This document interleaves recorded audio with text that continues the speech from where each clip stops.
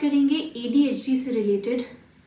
Causes, उसका impact क्या हो सकता है बच्चों की लाइफ पे, और हम क्या उनको एक बेस्ट इफ़ेक्टिव ट्रीटमेंट दे सकते हैं ताकि आगे चल के इस चीज़ का इम्पैक्ट उनकी लाइफ पे इतना ना हो। इस चीज़ के बारे में हम आज बात करेंगे। So if we start from Dr. Asik, if you can just help us understand what are the various factors that contribute to a child having this particular kind of a neurodevelopmental difficulty. The causes may be biological, may be environmental, and could be temperamental. Biologically, genetic causes, for example, a child who has ADHD runs in families. So children are predisposed to ADHD if their family members one of their family members may have ADHD. Environmental causes की बात करें तो premature birth, low birth weight, exposure to toxins and pregnancy, अगर कोई maternal infection हो गई हो तो, अगर कोई during the pregnancy अगर कोई smoking या alcohol की history हो तो, if there's any major mental illness in the family, then the likelihood of the child having ADHD in the future is increased. साथ ही साथ हम ये भी देखते हैं, सो ये हो गए हमारे genetic and environmental related factors. अगर हम बात करें टेम्परामेंटल एस्पेक्ट, माने कि बच्चों में जहाँ पर बिहेवियरल इनिबिशन थोड़ा कम होता है, टेम्परामेंटली उनमें टेंडेंसी होती है to experiment, to do things without thinking about कि इस चीज़ से क्या रिजल्ट हो सकता है, क्या कॉन्सिक्वेंस हो सकता है। एक एफर्ट जो लगता है किसी चीज़ को कंट्रोल करने में, वो सेल्फ कंट्रोल जनरली उनमें थोड़ा हम कम देखते हैं। हम ये भी देखते हैं कि इमोशनैलिटी में थोड़ा नेगेटिव एस्पेक्ट ज़्यादा होता है, माने कि जल्दी से चिड़चिड़ापन होना, गुस्सा जल्दी से आना। सो ये हो गए कुछ टेम्परामेंटल एस्पेक्ट्स। अगर हम ये समझे कि बच्चे जिनको ADHD से रिलेटेड सिम्टम्स आते हैं तो उनका इम्पैक्ट कहाँ पर है? उनका इम्पैक्ट है उनकी एकेडमिक एस्पेक्ट पे, माने कि because of their inability to attend to things, because of their inability to be able to complete things, forgetfulness बहुत ज़्यादा होती है, assignments complete ना कर पाना, even examinations में एकदम attention में जहाँ पर focus बहुत ज़्यादा चाहिए होता है वहाँ पर भी interference आना। So बच्चे के overall academic performance में हम देखते हैं that the child is not able to perform to their best potential.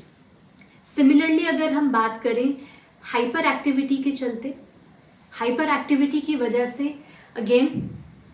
They may have an impulsivity, they may have difficulty in maintaining sustained interpersonal relations, क्योंकि negative emotionality, irritability हो, चाहे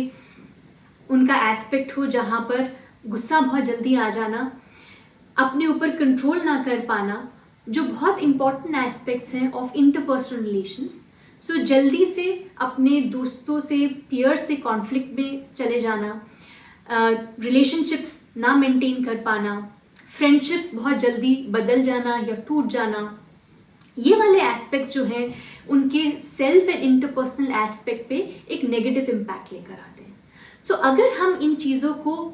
कहीं ना कहीं प्रिवेंट करना चाहते हैं और बच्चे को एक सपोर्ट देना चाहते हैं, बहुत ज़रूरी है कि हम एक टाइमली इंटरवेंशन जो है बच्चों के साथ स्टार्ट करें, which means what are the various treatment that we can look at to support children with attention deficit and hyperactivity disorder. So Dr. Asik, what is the best treatment possible when it comes to pharmacological treatment in children for ADHD? The available treatments pharmacologically in ADHD include, एक तो stimulants subgroup हो गया. Stimulants can basically be of two subtypes. एक हो गया methylphenidate group और एक हो गया amphetamine salts group. Amphetamine salts are not available in India, but overall they are considered to be the most effective treatment, pharmacological treatment for ADHD. And methylphenidate is comparable. Secondly, there is the non-stimulant group, जिसमें आ जाते हैं clonidine, guanfacine, etc. Then there's second line treatments such as duloxetine and other selective norepinephrine reuptake inhibitors. Right, and ये हम support करेंगे कुछ behavioural and psychological intervention के साथ, क्योंकि अगर हम ये देखते हैं, लेट्स सी इनअटेंशन है, तो वहाँ पर इनअटेंशन में हम कैसे बेस्ट सपोर्ट कर सकते हैं with psychological aspect, which means helping the child break down the task into smaller chunks. Instructions अगर हम देते हैं तो हम दोनों verbal and non verbal aspect को यूज़ करते हैं ताकि हम उनका अटेंशन अपनी तरफ जो है लेकर आ सके। हम अटेंशन को रिपीट भी करते हैं, हम एक सेंस ऑफ स्ट्रक्चर्डनेस लेकर आते हैं उनके रूटीन में, ताकि दोनों attention and even the hyper activity aspect can be handled, which means a certain routine where a child knows what is expected out of them, given the fact that a child may have difficulty in being able to understand कि उनके day to day goals में क्या चीज़ें हैं, कैसे करनी है, ताकि उनकी inattention and hyper activity can be channelised in a proper way. Along with that planning and organisation में हम उनको हेल्प करते हैं। कॉग्निटिव बिहेवियर थेरेपी का यहाँ पर काफ़ी रोल है, क्योंकि हम ये देखते हैं कि इन बच्चों में सेल्फ एस्टीम इश्यूज आने शुरू हो सकते हैं, given the fact that academic challenges there, interpersonal relation challenges are there, and that can make them often feel inadequate, less angry, upset, a lot of emotions related to themselves and in context to the other. So cognitive behavior therapy to work on their self-esteem, to help them maintain their relationships, social skills training, emotional regulations training, माने कि अपने emotions पे हम कैसे self control लेकर आ सकते हैं, इन चीज़ों का काफ़ी रोल है। साथ ही साथ physical exercises, again to manage the aspect of hyperactivity and impulsivity, and along with that, because it is also about how a child and a parent is managing this on a day-to-day basis, and वहाँ पर काफ़ी challenges आते हैं, तो parents को भी एक तरह का structured तरीके से ट्रीटमेंट प्लान, जहाँ पर parent on a day to day basis कैसे बच्चों की इन एस्पेक्ट्स पे काम कर सकते हैं, जहाँ पर पॉजिटिव रीइंफोर्समेंट दिया जाए, एक जो नेसेसरी कंसिस्टेंट कॉन्सिक्वेंसेस हैं जो दिया जाए,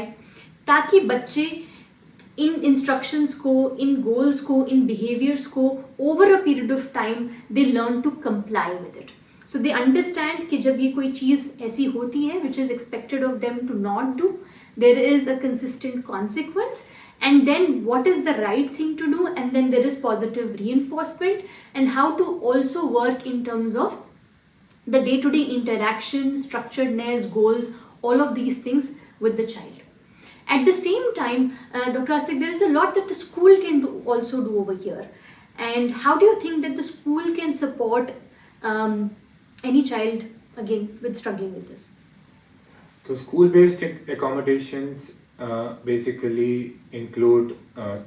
various accommodations that can be given to a child with ADHD. सबसे ज़्यादा जो most tried and tested है increased testing time, specific interventions during behavioral disruptions which may be due to ADHD, and being in touch with the mental health expert, the school counselor or the school personnel, being in touch with the parent and working in a collaborative manner to handle the disruptive behaviors of children with ADHD could benefit the child in long term and in short term. Right. So जो हमने आज समझा वो ये है कि अगर हम इन सिम्टम्स को सही टाइम पे